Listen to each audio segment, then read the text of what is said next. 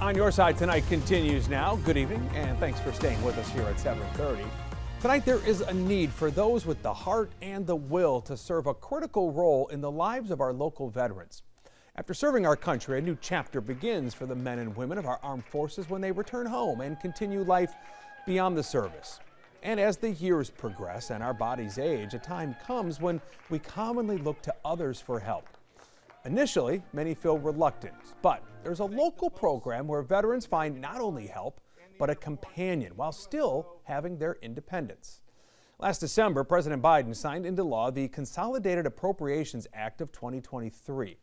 Part of this bill includes payment for VA medical foster home care for veterans who are eligible for VA-paid long-term care.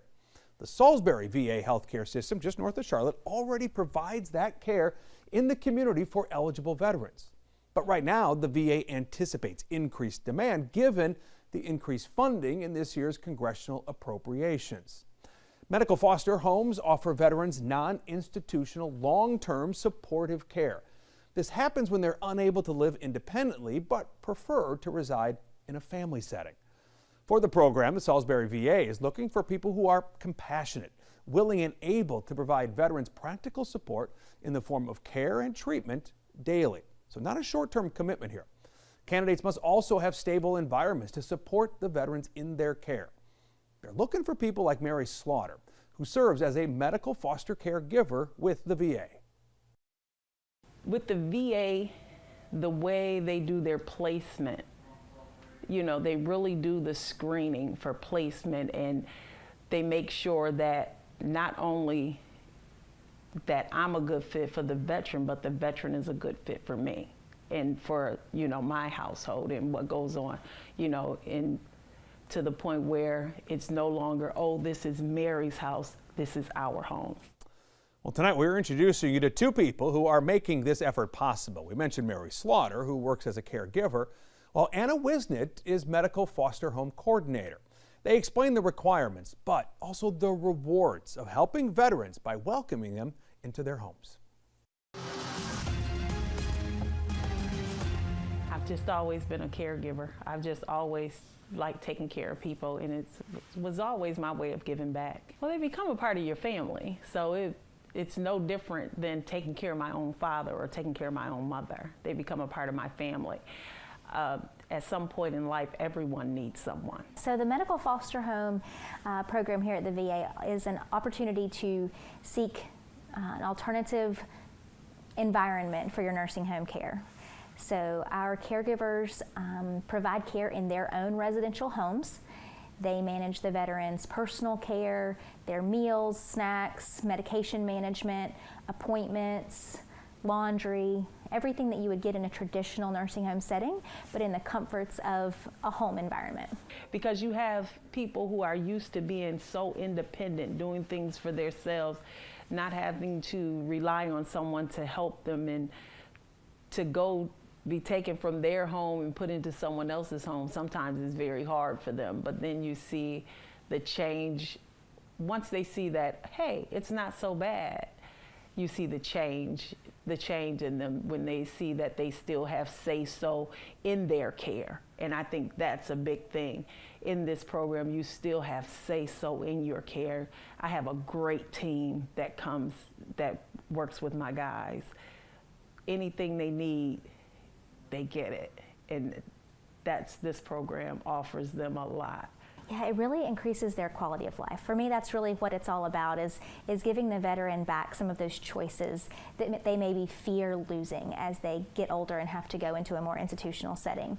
So it provides them the opportunity to receive the care they need while still having say in those things. So they get choices of, input into the menu for the week, or they get to voice their preference of the time of day they would like to take a shower, if they want their coffee before anybody ever talks to them, or whatever it may be. I would recommend it, but it's not easy.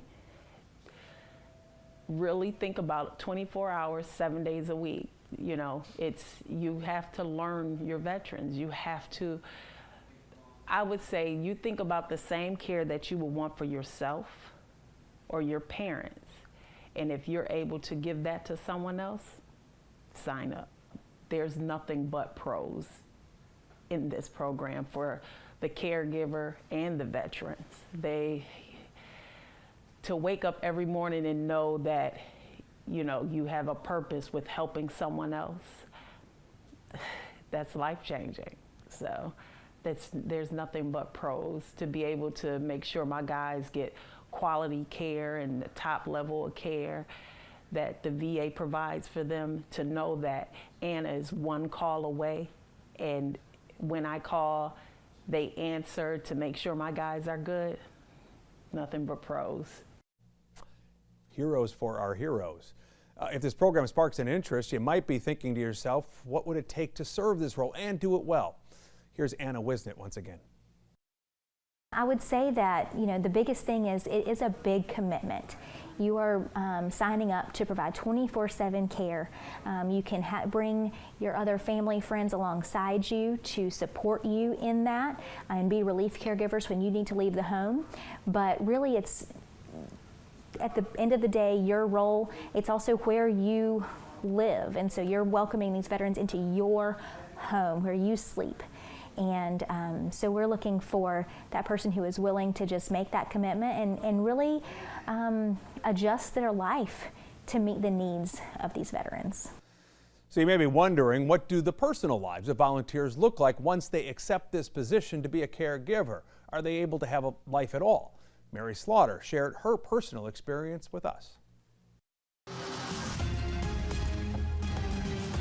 Oh no, I have a personal life. I ride motorcycles. I'm a 107 pilot.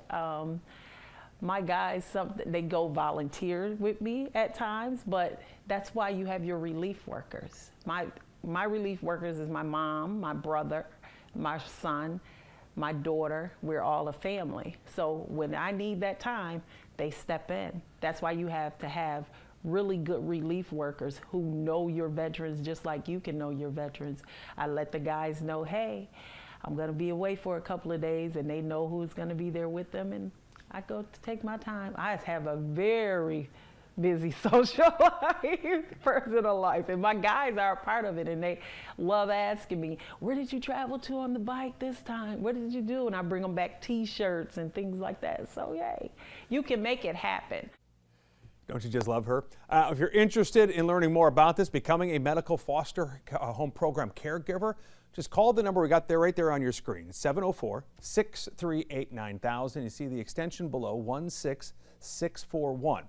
A reminder, program caregiver volunteers are paid for their time in service. Program officials ensure accountability through regular contact. They look to confirm consistent quality care in an environment that is safe for each veteran as they enter this new stage of life.